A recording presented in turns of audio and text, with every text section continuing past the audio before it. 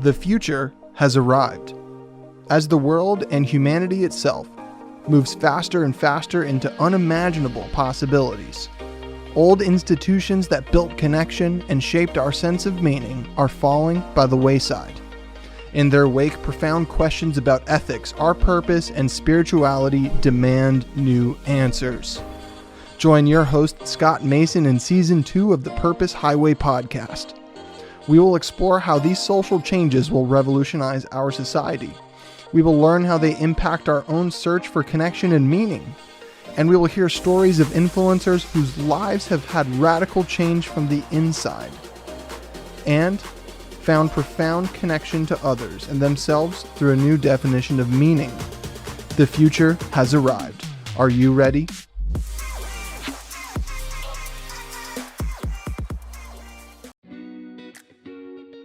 When you're racing down the Purpose Highway, we want to make sure you're healthy and happy every step of the way. That's why we're proud to partner with It's NOLA, 21st century plant-based healthy granola snack bites made with real ingredients and audacious flavor. It's NOLA crafts small batch hand-rolled granola balls that are vegan, gluten-free, and naturally low in sugar. It's NOLA's delightful bites come in 3 flavors: luscious cranberry coconut, sassy mango masala, and dark, decadent, chewy chocolate. It's NOLA is available to both individual customers and for wholesale accounts at itsnola.com. That's ITSNOLA.com. Guests on this show are already enjoying this delicious snack. Check out It's NOLA's website for yourself and find out how good it is.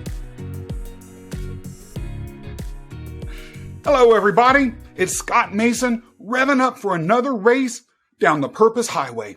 Now, if you like what we're doing, be sure to subscribe and give us a thumbs up on YouTube or a positive review on Apple. In the meantime, sitting next to me today in the front seat is Brian Bachand. Brian is the founder of Evolution, where he coaches professional leaders from new CEOs to emerging executives, especially those in senior leadership roles. And you'll see he has a lot of experience that informs that coaching. He also recently started a new initiative, which we'll discuss in much more detail as the show goes on, but which goes as to the very heart of this episode and this season of the Purpose Highway. Suffice it to say, this new organization is truly purpose-driven and demonstrates why Brian is a herald of the silent revolution in thinking that this season of our show is all about. In the meantime, Brian, welcome to the show. Scott, it's a joy to be here with you and with your audience. I've been looking so forward to speaking with you today. As always, I'm just energized from listening to you just by the intro. I'm putting my seatbelt on. I'm just revved up to get on the Purpose Highway here. All right. Well, I'm pressing that gas pedal right now. Now, before we go into screaming down the highway. So before we get started with the conversation, I just want us to note that the day of this recording, November 11th, 2021, is a very special anniversary. Here is to anniversaries. We're going to talk about that anniversary a little bit more as the show goes on, but I just want to start off by saying I'm happy for this anniversary, and I think the audience, by the time they understand what it is, will be happy for you too. Now, let's step back a bit. The theme of this season of the Purpose Highway is the silent revolution.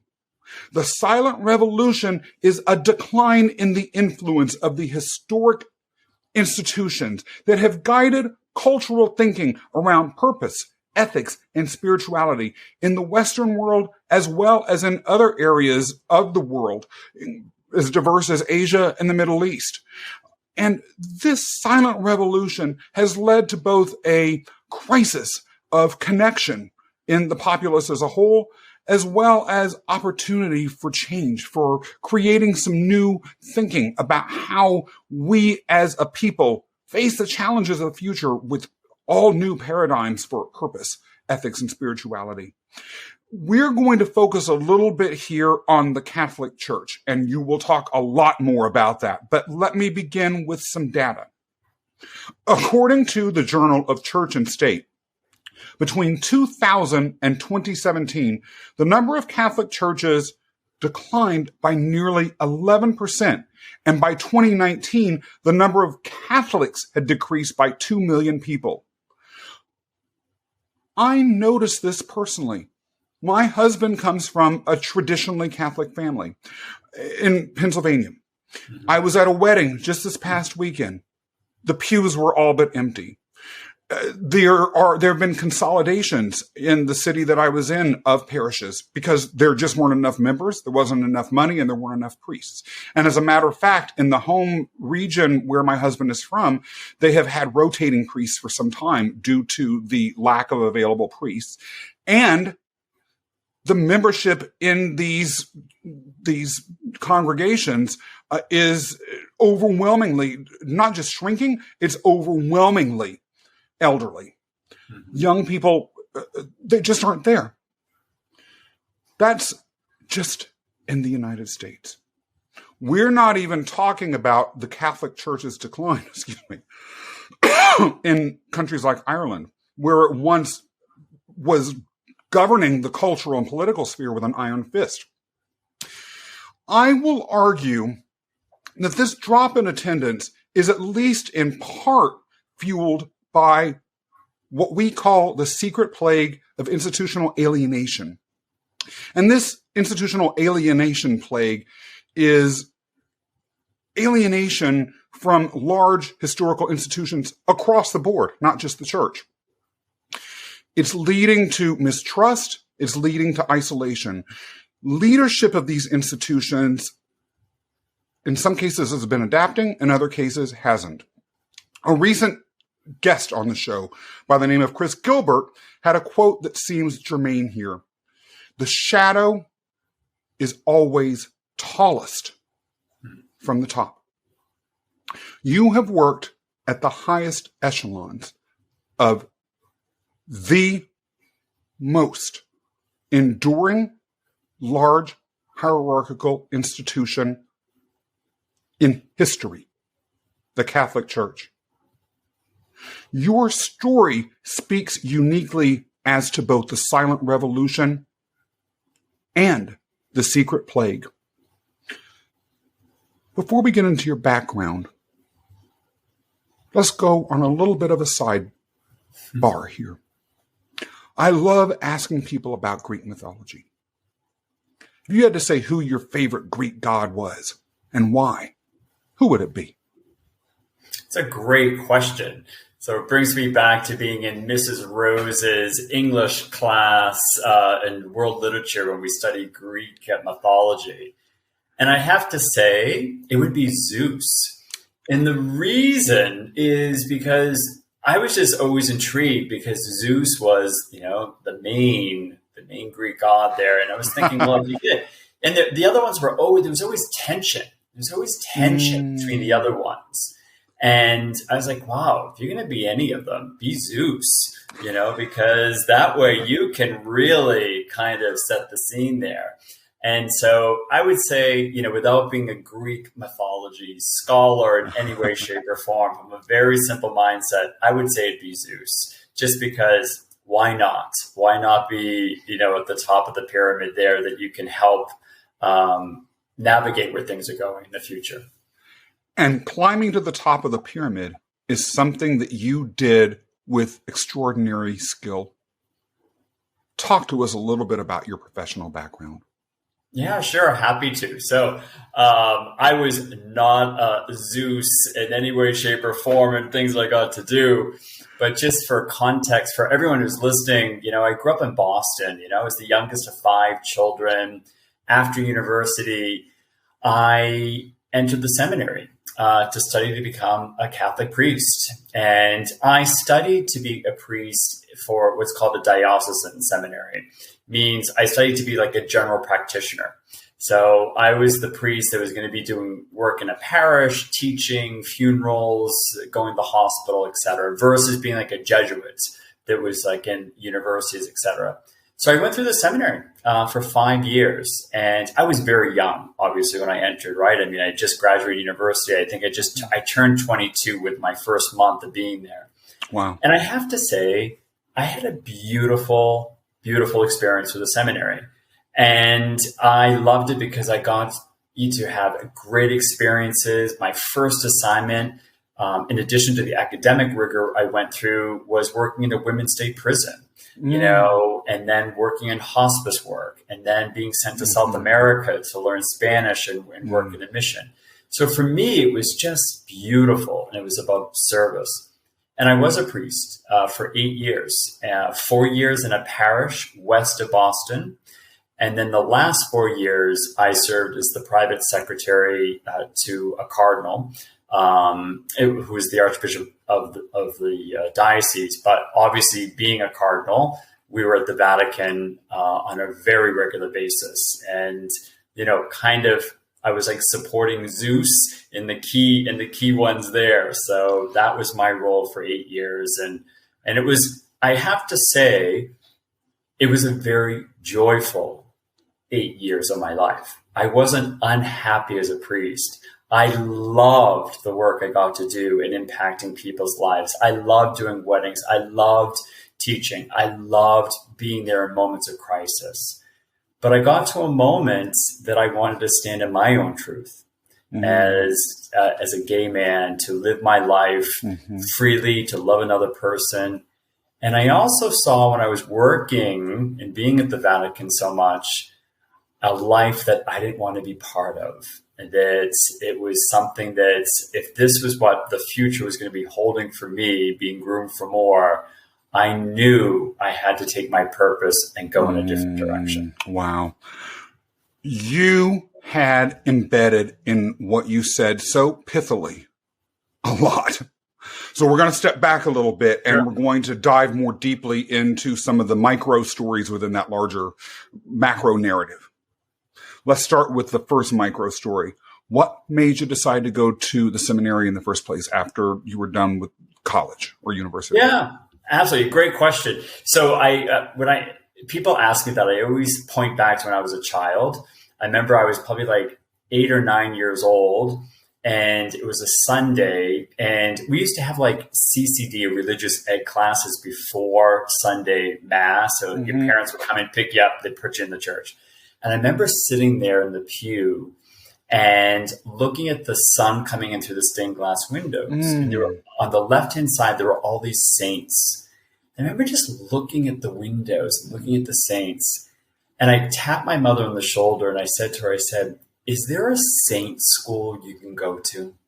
Wow. And she looked at me and she's like, what? And I said, is there a school you go to study to become a saint? And, I think she answered something, no, it's like the way you live your life. But then she later brought it up because it was such a unique question. She said, well, there are some people that if they who become priests, go to a seminary, et cetera. So I think that was the first moment that my vocation, that sense of service, that sense of being connected to the divine, spoke. And it was when I was in university, I was involved with some of like the Catholic chaplaincy office and different things. And that's when a couple people said things like, you make a great priest, or, you have a real sense of service. And it really was beautiful. And I went on a retreat my senior year in undergrad for anyone that thought they might have a vocation. And there was just this desire to take the next step, that there was something drawing me forward. And that's why I entered the seminary. And I entered the seminary with the intention that I'm going to take 1 year at a time and pay attention to the signs that come along. And every year was very affirming, and I got positive feedback, and I was feeling more confident. And so by the time when it came for ordination, I just knew it was the right next step. Did you believe the doctrine? And I ask that question because you're talking when you describe this sense of it as a vocation, as connection with the divine, specifically manifested through service, helping others, not through a belief in doctrine. And so I have to explore that. Is that just that the service really was what was attracting you, or was the doctrine there but just sort of sublimated to service, or was doctrine really not even a part of it? I'm curious about that. Yeah, I love that question, and so well articulated in the way you asked it. I love it. So I'm going to take one step even further back. Good. And one thing I've learned, as you all heard, the name of my company is Evolution. Part of my own spiritual evolution is looking back that when I spoke as a child that day in church, asking if there was a saint school, I really believe that was just a sense of spirituality speaking, that sense of connection with the divine. But the only way that I think my family or the way I understood it culturally was if you wanted to live or have that sense, it was to stay within the church. I've come to realize now that you can live that out in so many different ways. It's bigger than an institutional church. So I want to start there, first of all. Number two, I would say, when you asked the question, was I in love with the dogma? Well, obviously, I went into the seminary as like kind of a team player. It's like when you graduate from undergrad and there's so many people that get into programs like at Deloitte or KPMG, you go in there with the belief like, okay, I like what they stand for. I like the mission of where things are at. So I went in there very open to learn. And I knew that was going to be very important to be there. And I didn't struggle with all that I was being taught, because I have to say I had wonderful professors that always brought in the human element to our teaching. Even when we learned about canon law, I remember I had this amazing professor. He's passed on, Monsignor Richard Cunningham, who he's teaching us canon law, but he had the most pastoral, sensitive, empathetic heart. He said, knowing canon law is one thing, but to then create a connection to help people embrace things in a spirit of love is very different. And so that was my mindset. Even when I became a priest, even when I would, have to share homilies and things of that nature, I always did it with the human lens. And I think that's why I connected well. And that's very important. As before, and we are eventually going to get out of this particular rabbit hole, but I want to make sure that our little paws dig all the way down to the root of whatever it is that we're seeking. And there's so much that you mention in every sentence that comes out of your mouth. It's a little bit difficult for me to not go down every single detour. So I'm going to focus on the main ones, but thank you for providing such richness in your response. Spirituality is something bigger than an institution. You said that you felt the call of spirituality, and that ultimately was what was connecting you to the desire to go to the school for saints or to be able to be of service like this. What is spirituality to you? That's one of those words that can be so amorphous, particularly when people might be raised in contexts in which spirituality is totally tethered to the institutional definitions of it. You're talking about a definition of it that is, because you are decoupling it, that is a little bit, that is obviously it's of your own creation to some extent. So what does spirituality mean to you? Spirituality is very simple, and I'm all about keeping things simple. Why? Because I need it to be simple. So I'm going to keep this very simple. Good. I think for anyone who's listening who's like, oh, spirituality, that's woo-woo, or it's religion. No, it's not religion. It's not woo-woo. You have to remember, we are human beings, right? We are human beings. We're here in a physical body. But we also have this inner sense, too, of certain things that happen to us that you're like, I don't know why I thought about that. Yeah. Or you have an intuitive feeling to do something. That is a sense that there's something beyond where you're at, or, there's an order beyond. That's spirituality. It's about a spirit. It's about being connected to the greater aspect beyond yourself in the universe. That's what it means for me. For me, it really means being connected to the divine. I call that God and divine. And it's a sense of being connected to a spirit and being connected inwardly as well, to my intuition, being connected to my energy, being connected to how my presence affects other individuals. That's where spirituality means for me.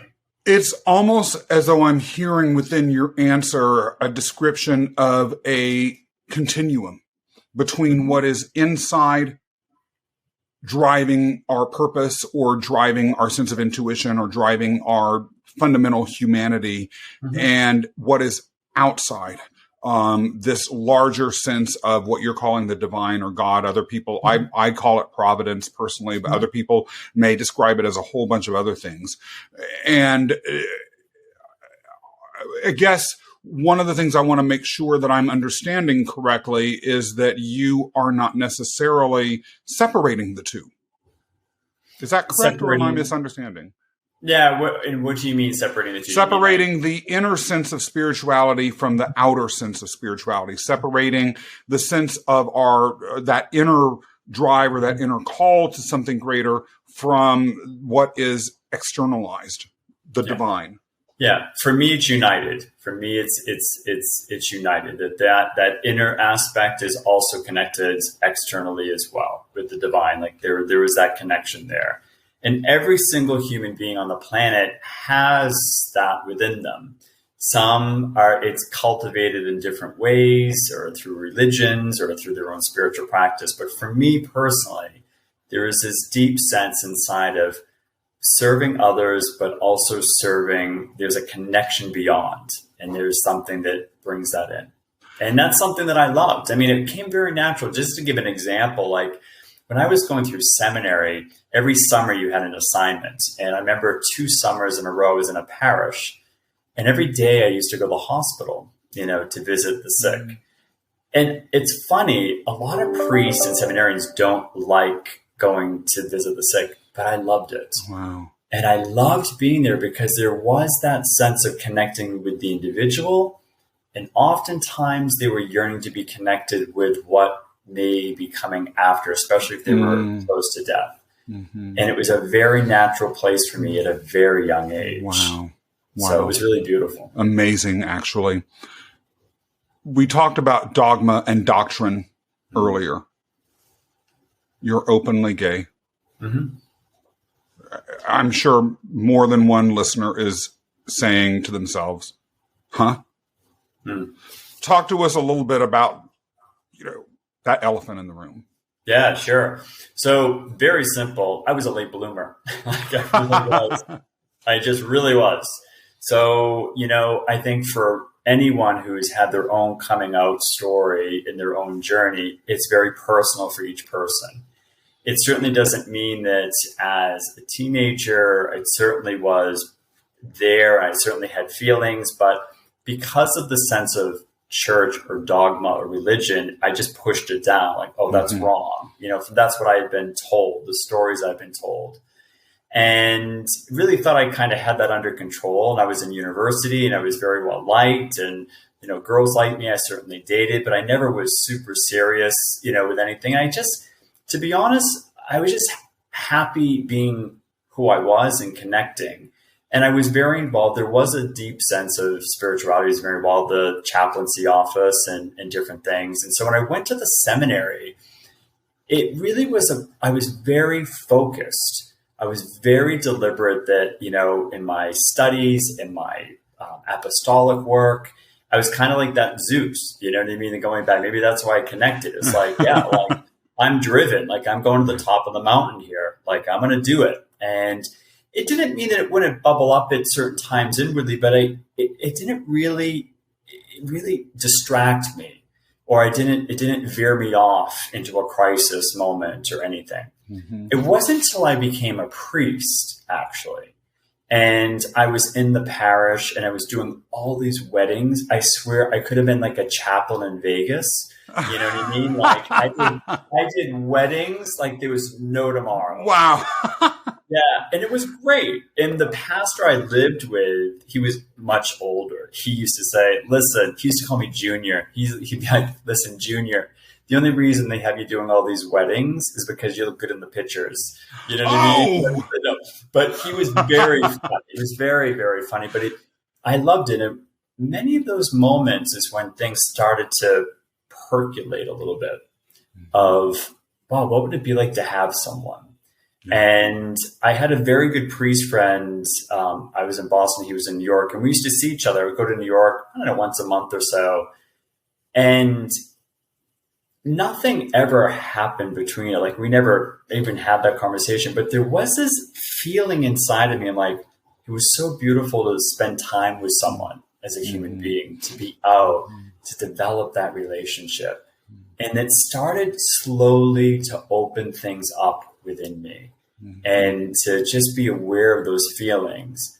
And then when I started working for the Cardinal, what really happened was I started meeting all these other priests who were in similar roles. And one of them became a very good friend, and really was the first one that told me that he was gay.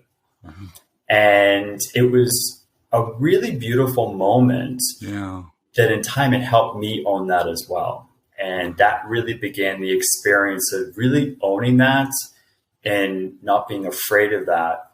But that's what got me to the moment later that, especially being at the Vatican so much, how many live double lives.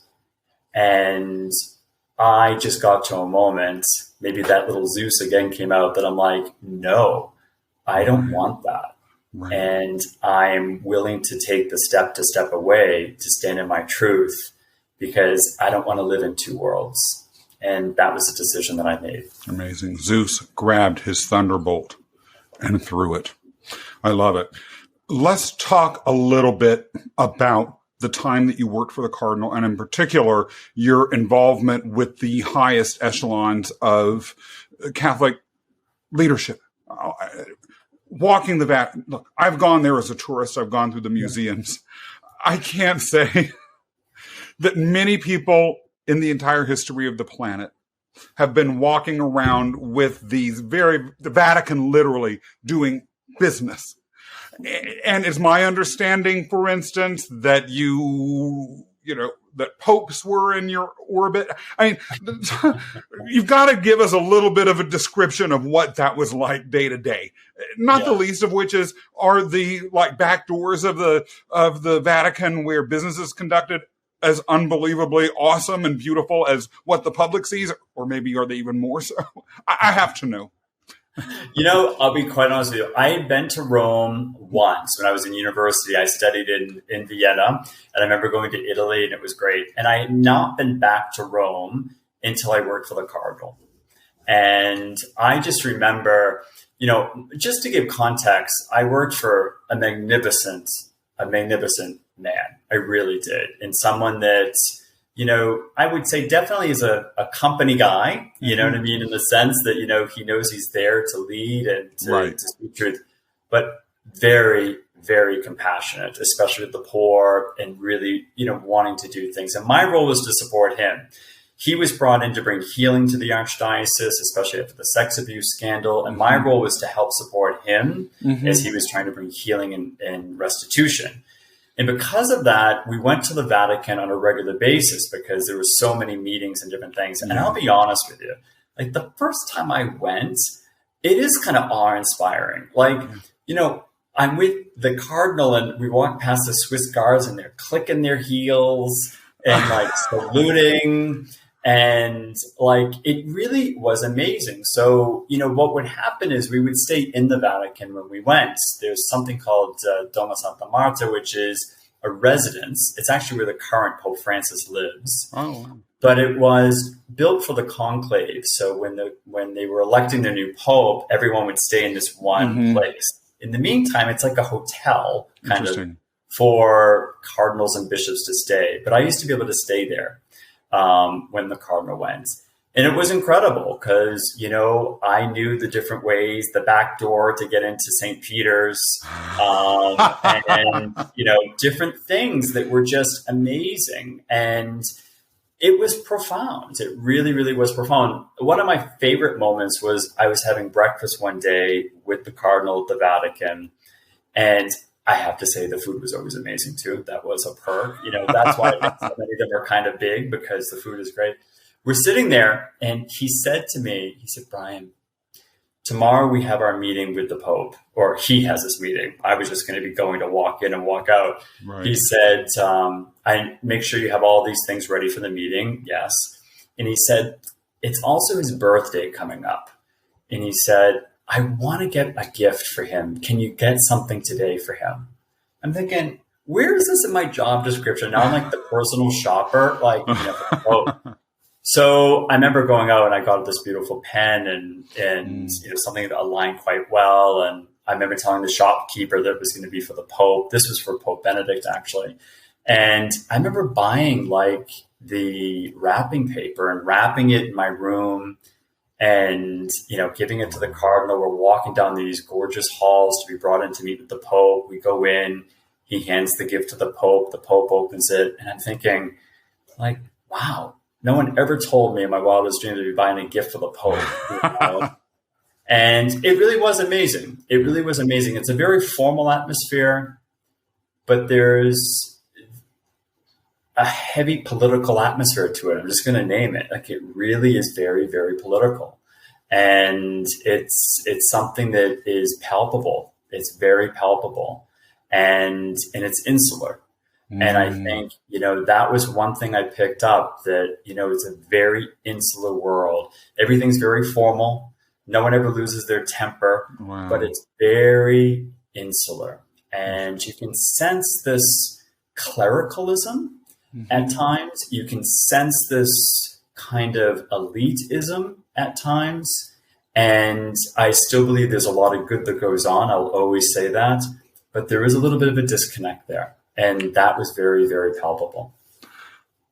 I want to talk about mythology again. I'd argue that myths actually aren't always untrue. Mm-hmm. They define the contours, who we are, and what we're creating in this world. If you could describe the myths that the leadership that you experience in the Catholic Church around who and what they are, what leadership is, what good and bad lessons do you think that they have to teach anyone who wants to become a successful, sustainable leader? I think on the positive, I'll always start with the positive. Yeah. On the positive side, there is a sense of tradition. And I mean that not in a negative sense. Some people might think, oh, well, that's part of the problem. No, that can also be very good, because there's a sense there of wanting to make sure what has been brought to their life, or what stories and beautiful things can be passed on to next generations. Mm-hmm. And I think that's a beautiful aspect. And other wonderful institutions and religions and practices do that. And I think that's something the church does well in many ways. It's all the good things. I think they're very good about wanting to do that. And I think there is a commitment. The downfall is tradition, that they get stuck in that the world evolves, humanity evolves, the spirit within evolves. And there are many things within the church, and my observation from being part of it and being so close to it at such a high level, it's still from 1500s or different rules that's not where reality is at now. And that's not the connection. It's not the connection about sexuality. It's not the connection about marriage. It's not the connection. And that's where there's a downfall and a huge disconnect from helping people at times. And I think that's where there's a power struggle. And I think that's where there's that clericalism can start to creep in. That's my personal viewpoint. That's very interesting. One thing, by the way, just as an aside, that you said that is a good thing for leaders. I'll just sort of throw this in. When you said people never lost their temper, that's wonderful. I would love to have worked in an environment like that and seen physical objects thrown around office buildings and things like that. Although it may have been a little bit stifling after a while. What do I know? Thinking about that conundrum about tradition and its role, and we're not talking about tradition as we usually do here in the United States, at least, right? Where people want to go back to the 1950s. You're talking about wanting to go back to the 1500s, a little bit of a bigger gap there. Do you think that the silent revolution that we talked about at the top of the hour around the shifting role of these legacy institutions in spirituality, ethics, connection of people as they seek purpose, do you think it can be stopped? Do you think the silent revolution should even be stopped? So I think what's happened, and one of the things that's really beautiful, and I don't know whether the church will ever acknowledge this, is, I'm just going to use the framework of the pandemic. The pandemic paused all of humanity. And when you're silenced, when you're paused, when your life is all of a sudden shut down, it's going to raise things up within. Going back to that term of spirit or spirituality. That's why you hear so many people now questioning about their jobs, the great resignation, what's my purpose, I want something deeper, etc. So I think, with that being said, the church, there are many people that are awakening and they're realizing being in an institutional church, well, this doesn't align. There's certain things here that's just not aligning. It's being stifled a little bit. I think the other big component is what my observation that I'm seeing is individuals, and there are large groups and there are large movements within just the Catholic Church that are very pro-church, but they're usually extremely conservative. And they're very, very conservative because they are focused on the rules of dogma and where they're at. And that's where there's growth. But people that really do want to bring a spirituality, an unconditional approach, they're not being fed always in those kind of institutions about rules and regulations. And I think that's where there's going to be a huge shift. I really do. It's interesting because I spent so many years as a practicing attorney and I worked for government. And despite the fact that opportunity exists, at least theoretically, within government institutions to be involved in something greater than oneself. Usually it was being caught in legalism and the spirituality or that sense of connection to larger purpose that even a government job could have had was utterly squelched by a culture that was driven by all sorts of rules, laws, lawsuits, civil service, this, that, and the other, regulation, section, blah, blah, blah, blah, blah, all the codes, court, or all this sort of stuff. I can really relate. And it ultimately was a lot of what drove me out. I couldn't live like that. Do you see the role of the Catholic Church in the future of thinking around areas like ethics, spirituality, and purpose as growing, changing, shrinking? What role do you imagine that it would play for those in the future who are seeking connection to meaning this way? My sense is there will always be space for people in traditional religions, or definitely within the Catholic Church. There just always will be. It is being passed on. It will always be there. However, I do think you're going to have many people, as more people continue to awake and grow in their spirit and grow in their life, they're not going to be attracted to something that's not being progressive in moving things forward. So, for example, I just think even like the whole aspect of, celibacy and clergy, I think there'd be so many individuals that would make incredible priests and leaders if that was relaxed. That rule goes back to 1,000 years ago. It was never there originally. And I think that is something that needs to be changed. And I think there will be a crisis at some moment. I think there will be a crisis moment, maybe not in our lifetime, but they're going to finally recognize that they need to adjust and they need to be open to make sure more people are brought back. And they're slow moving, trust me. I mean, it's a bureaucracy, you work in government. It's very slow moving. When I worked at the Vatican, they used to say, if you get one thing done a day, you've had a successful day. Yeah, yeah. And it's true. And I think that is something that you're going to have to see, that I think there will come a moment when they look at data that, wow, we're losing thousands and thousands and millions of people because they haven't adjusted, or a small group of people haven't adjusted the rules. How does the thinking that you have had on your journey within the Catholic Church impact the coaching work that you do for leaders with evolution?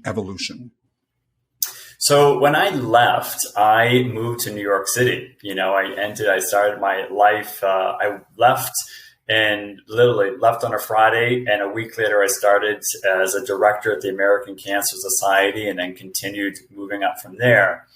And I think what my past life as a priest and executive has really united in helping individuals is my story is one that is about owning what you desire. Mm.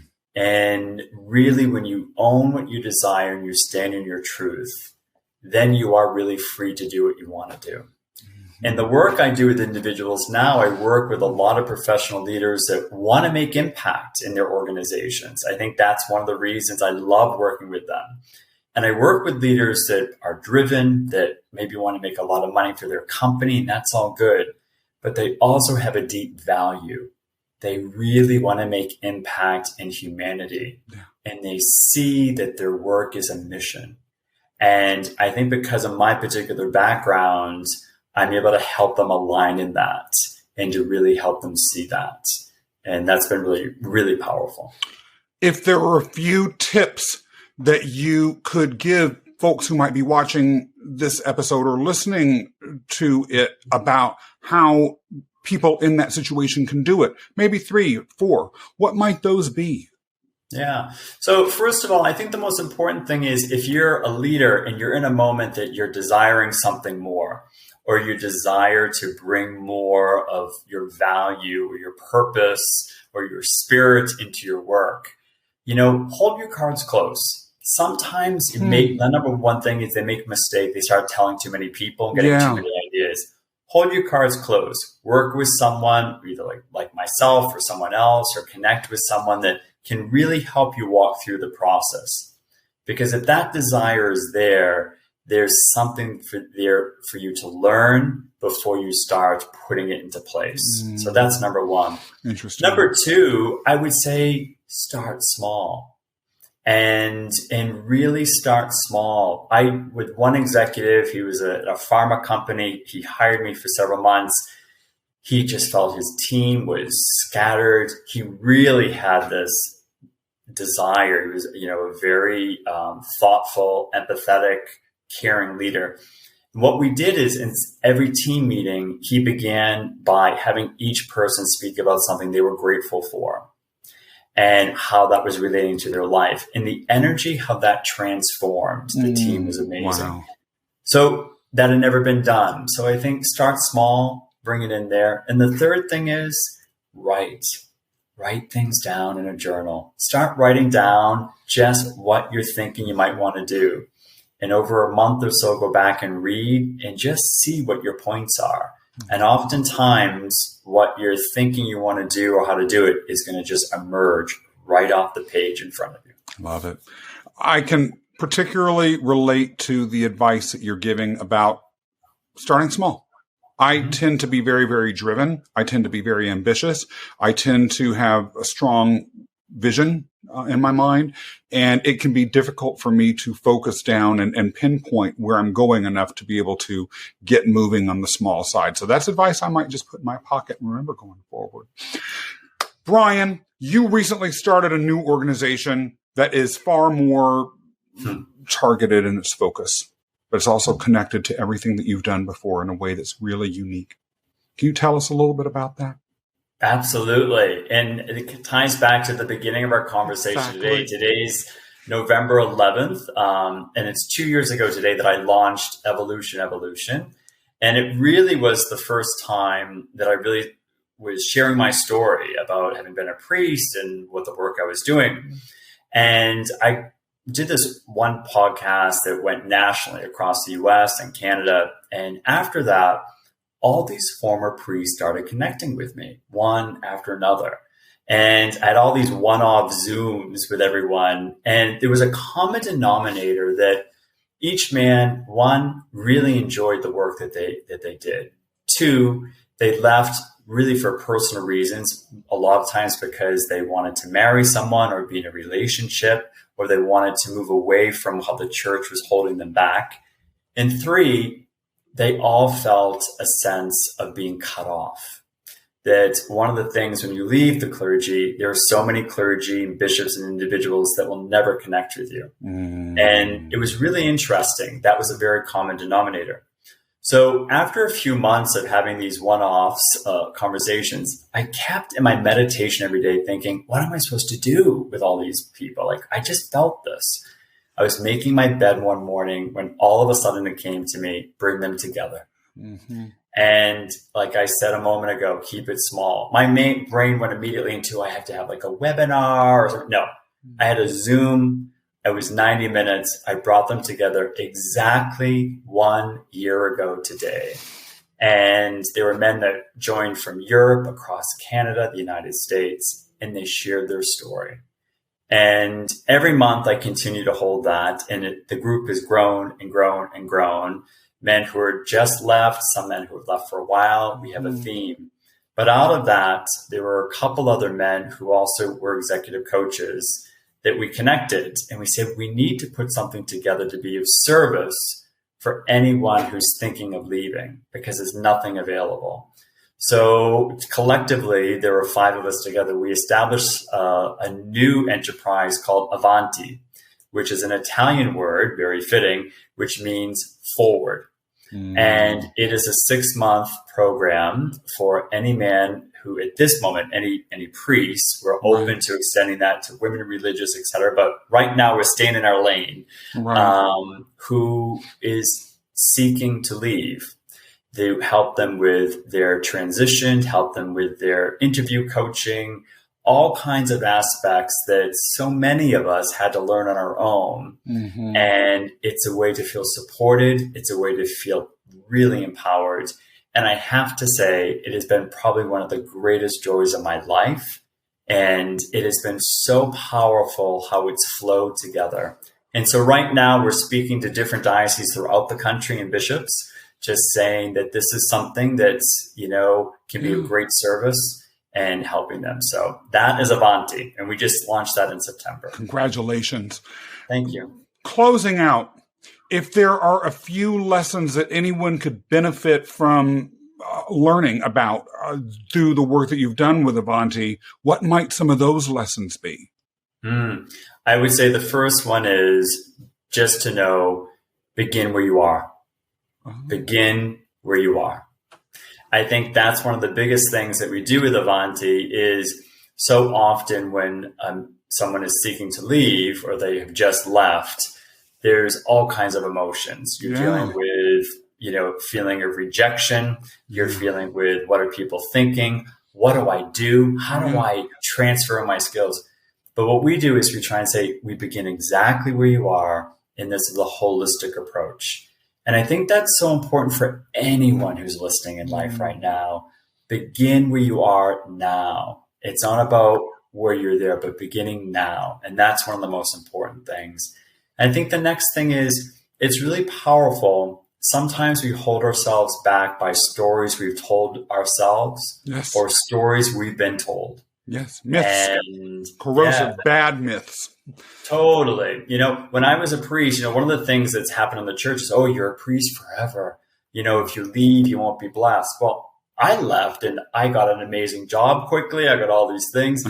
And it's a sense of helping people untell those stories. And that's what we do with Avanti as well, to say, wow, look at what you did. And now we can take that and transfer it into another area. And that's really powerful. That the calling of service continues in a new and powerful way. I'm actually really moved. Thank you for that. Brian, we could talk for hours longer. Maybe one day we will. That being said, where can people find out more about you, about Avanti, about evolution? Absolutely. So the number one place that I encourage people to go is connect with LinkedIn. Like, it's a one media social platform that I spend a lot of time on, a lot there. Connect there. Definitely through my website. It's going through an evolution. Just going to tell you, it's in the midst of being updated. It's not there. But it's really simple. It's evolution.com. You can send a direct message there. And I welcome to hear from anyone. And I love that. That's a big part of who I am. And if for some reason you made it to the end of this conversation, there's a reason. Yes. There's a reason that something is stirring. And you know what? Take the small next right step and reach out. Love it. Hopefully a lot of people will. Brian, it has been great taking a ride with you today. Thank you for joining us. And for everyone tuning in, if you like this episode, please be sure to subscribe and leave a review on Apple or a comment on YouTube. And I shall see you next time for another trip down the Purpose Highway. When you're racing down the Purpose Highway, we want to make sure you're healthy and happy every step of the way. That's why we're proud to partner with It's NOLA, 21st century plant-based healthy granola snack bites made with real ingredients and audacious flavor. It's NOLA crafts small batch hand-rolled granola balls that are vegan, gluten-free, and naturally low in sugar. It's NOLA's delightful bites come in 3 flavors: luscious cranberry coconut, sassy mango masala, and dark, decadent, chewy chocolate. It's NOLA is available to both individual customers and for wholesale accounts at itsnola.com. That's ITSNOLA.com. Guests on this show are already enjoying this delicious snack. Check out It's NOLA's website for yourself and find out how good it is.